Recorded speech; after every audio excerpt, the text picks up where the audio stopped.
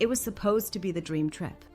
12 days in Japan, cherry blossoms, street food, quiet temples, and a tiny guest house I booked months in advance, just outside Kyoto.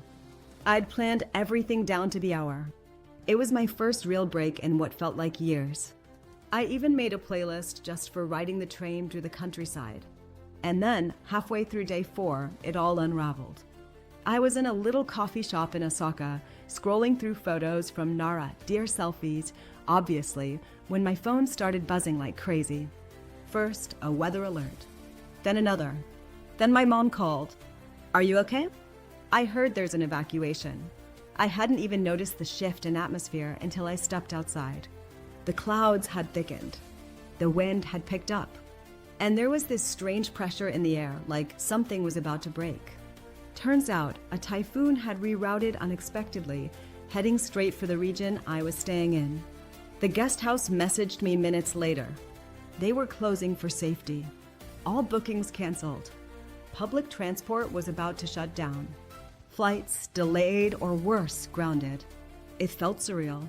Like, how does a calm afternoon turn into the storm of logistics, fear, and just pure stress?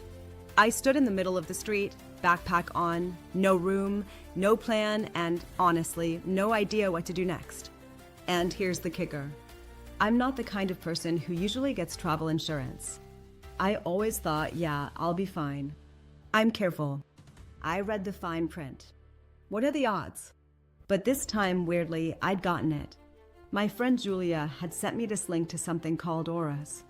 I remember she said, "It's stupid simple and actually works. Just do it." So I did. Barely gave it a second thought. Until I really needed it. I opened the auras app in that moment of panic.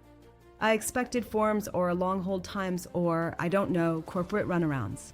Instead, I got a human, a real person, messaging me, asking if I was okay, walking me through options.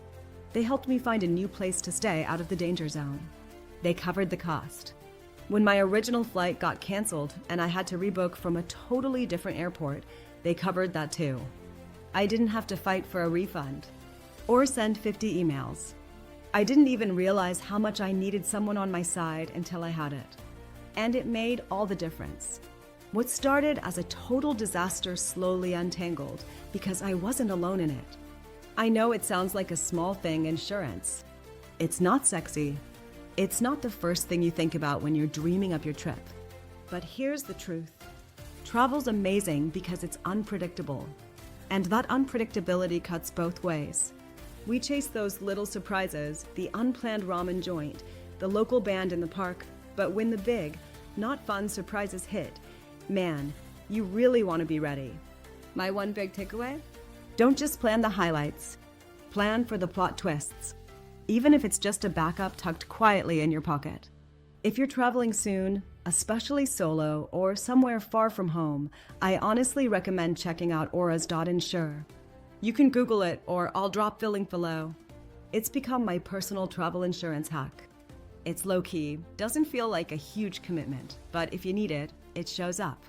And that's what you want, right? Not a policy, not paperwork, just help. When it matters. Anyway, I made it back home safely. Still dreaming of the trip I almost had, but also really grateful for the way it turned out. Because now, when I travel, I know I'm not just chasing beauty.